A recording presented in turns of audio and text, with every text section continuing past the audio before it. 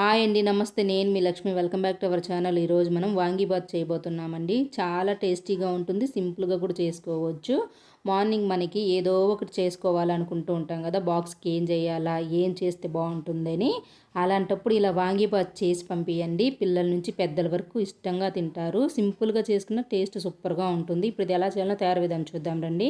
ముందుగా ఒక గ్లాస్ నిండా రైస్ తీసుకునేసి ఇలా కుక్కర్లో వేసుకునేద్దాము. ఇప్పుడు వీటిని 1-2 సార్లు కడుక్కునేయాలండి. ఒకవేళ నైట్ అన్నం మిగిలిపోయి ఉంటే నైట్ అన్నంతో కూడా చేసుకోవచ్చండి. నైట్ అన్నంతో కూడా చాలా బాగుంటుంది. ఇప్పుడు ఇవి శుభ్రంగా కడుక్కున్నాం కదా, ఇప్పుడు ఇందులోనే 1.25 గ్లాస్ నీళ్ళు వేసుకోవాలండి. ఇప్పుడు ఒక గ్లాస్ వేసినాను. ఇప్పుడు 3/4 గ్లాస్ వేస్తూ ఉన్నాను. చూడండి, మావి పాత రైస్ కాబట్టి ఇలా వేస్తూ ఉన్నాను. ఒకవేళ మీ రైస్ని బట్టి మీరు నీళ్ళు అనేది కొలుచుకోవచ్చు.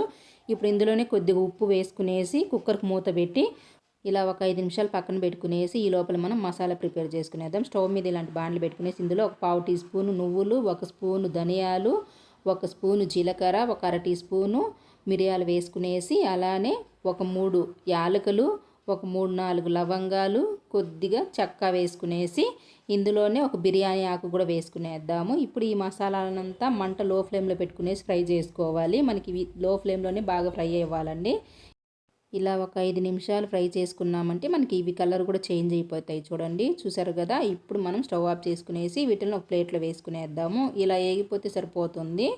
ఇప్పుడు ఇదే పెనంలో మనము 1 స్పూను నూనె వేసుకునేసి, 1 టీ స్పూను పచ్చెనగపప్పు, 1 టీ స్పూను ఉద్దిపప్పు వేసుకునేసి కారానికి సరిపడన్ని మిరపకాయలు వేసుకోవాలండి. నేనైతే ఒక 6-7 ఎండుమిరపకాయలు వేస్తూ ఉన్నాను. ఒకవేళ మీరు కారం తక్కువ తినే వాళ్ళు అయితే 4-5 వేసుకుంటే సరిపోతుంది. ఇప్పుడు ఈ ఎండుమిరపకాయలు పచ్చెనగపప్పును కూడా బాగా ఫ్రై చేసుకోవాలి. ఇప్పుడు ఇందులోనే ఒక కొద్దిగా ఎండు కొబ్బరి వేసుకునేద్దాము. ఎండు కొబ్బరి వేస్తే బాగుంటుందండి. ఒకవేళ మీకు ఇష్టం లేకపోతే వేసుకోకుండా చేసుకోవచ్చు. ఇలా ఇవి కూడా ఫ్రై అయిపోయిన తర్వాత స్టవ్ ఆఫ్ చేసుకునేసి పూర్తిగా చల్లన్నాక మిక్సీ వేసుకునేద్దాము. ముందుగా ధనియాలు, ఎండుమిరపకాయలు, నువ్వులు వేసుకునేసి ఇప్పుడు మినపప్పు, పచ్చిశనగపప్పు, ఎండు కొబ్బరి వేసుకునేద్దాము. నేను తీసుకున్న ఈ కొలతలు 1 గ్లాస్ రైస్కి సరిపోతుందండి. మిగలదు మనకి పౌడర్ అనేది. ఒకవేళ మిగిలినా కూడా మనం స్టోర్ చేసి పెట్టుకోవచ్చు. చూసారు కదా, ఇలా నున్నగా వేసుకున్నాము. ఇట్లా మధ్య మధ్యలో చూసుకుంటూ వేసుకోవాలి. అప్పుడే మనకి ఇది బాగుంటుంది. ఇప్పుడు దీన్ని పక్కన పెట్టుకునేసి చింతపండు నానబెట్టుకునేద్దాము. ఒక గిన్నెలోకి కొద్దిగా చింతపండు తీసుకోవాలండి. ఇది వచ్చేసి ఒక అరదబ్బ నిమ్మ సైజ్ అంత ఉంటుంది. ఇప్పుడు ఇందులో నీళ్ళు వేసి నానబెట్టుకునేద్దాము. ఈ లోపల మనం రైస్ పెట్టున్నాం కదా స్టవ్ మీద, ఒక 4 విజిల్లు వచ్చిన తర్వాత స్టవ్ ఆఫ్ చేసుకునేసి ఈ లోపల మనం వంకాయలు కట్ చేసుకునేద్దాము. ఈ వంకాయలు వచ్చేసి 250 గ్రాములు, 1/2 కిలో వంకాయలండి. ఇలా పొడుగు వంకాయలు అయితే వాంగీబాత్కి బాగుంటుంది. ఒకవేళ పొడుగు వంకాయలు దొరకకపోతే నార్మల్ వంకాయలతో అయినా చేసుకోవచ్చు. ఇప్పుడు వీటిల్ని సన్న ముక్కలుగా కట్ చేసుకునేద్దాము. కొద్దిగా నీళ్ళల్లో సాల్ట్ వేసుకునేసి ఇవి కట్ వేసుకుందామండి. మనకి ఈ వంకాయలు అనేది కలర్ మారకుండా ఉంటుంది సాల్ట్ వేసుకుంటే. ఇప్పుడు ఈ వంకాయని ఇలా 4 ముక్కలుగా చేసుకున్నాము, పొడుగ్గా ఉంది కాబట్టి. ఇప్పుడు మనం ఈ వంకాయల్ని చిన్న చిన్న ముక్కలుగా కట్ చేసుకునేద్దాము. చిన్న ముక్కలు అంటే ఇలా పొడుగ్గా కట్ చేసుకోవాలండి. మరీ పొట్టి పొట్టిగా కాకుండా ఇలా పొడుగ్గా అయితే మనకి రైస్లో బాగా కనిపిస్తుంది, తొందరగా కూడా ఉడుకుతుంది. మనం తీసుకున్న వంకాయలను బట్టి సైజ్ అనేది ఉంటుందండి. మొత్తం ఇలానే కట్ చేసుకోవాలి మనం తీసుకున్న వంకాయలన్నిటినీ. చిన్న వంకాయలు అయితే మనకి 4 ఒప్పులు వస్తాయండి. ఇవి పెద్ద వంకాయలు కదా, ఇలా కట్ చేసుకోవాలి. ఇప్పుడు మొత్తం కట్ చేసుకున్న తర్వాత చూపిస్తాను చూడండి.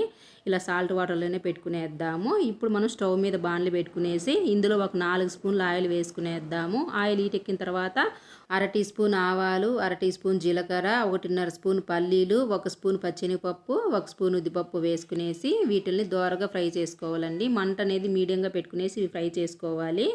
మీకు ఒకవేళ జీడిపప్పు ఇష్టమైతే జీడిపప్పు కూడా వేసుకోవచ్చు. మా పిల్లలు జీడిపప్పు తినరని నేను జీడిపప్పు వేయలేదండి. ఇప్పుడు ఇవి కూడా కొద్దిగా ఫ్రై అయినాయి కదా, ఇప్పుడు ఇందులోనే ఒకటి కట్ చేసి పెట్టుకున్న ఉల్లిపాయ, ఒక 4-5 పచ్చిమిరపకాయలు కూడా ఇలా పొడుగ్గా కట్ చేసి వేసుకునేద్దాము. ఇప్పుడు ఈ ఉల్లిపాయని పచ్చిమిరపకాయలను కూడా కొద్దిగా దోరగా ఫ్రై చేసుకోవాలి.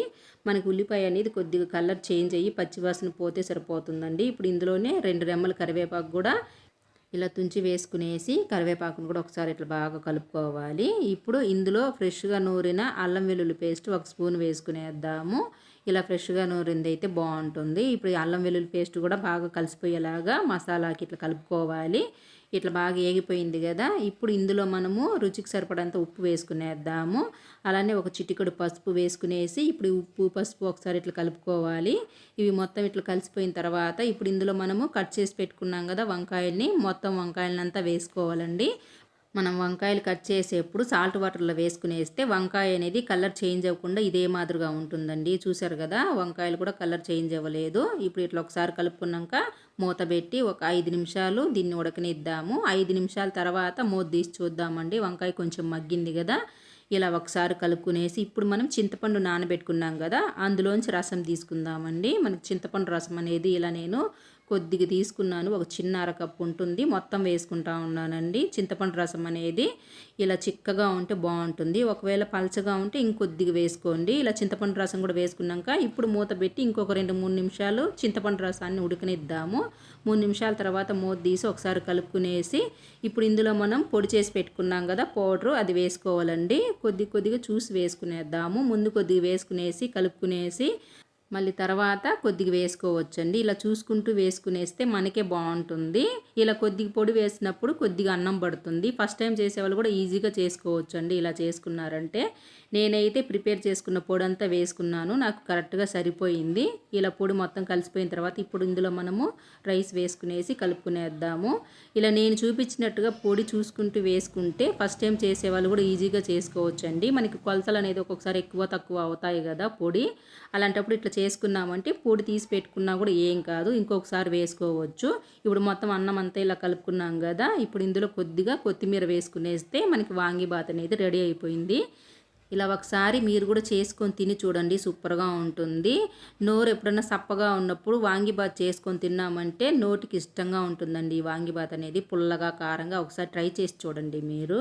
ఈ వీడియో కనుక నచ్చితే లైక్ చేయండి, షేర్ చేయండి. మరిన్ని రెసిపీస్ కోసం మన ఛానల్ని సబ్స్క్రైబ్ చేసుకొని పక్కనే ఉండే బెల్ ఐకాన్ని క్లిక్ చేస్తే నేను పెట్టే వీడియో మీకు నోటిఫికేషన్ వస్తుంది.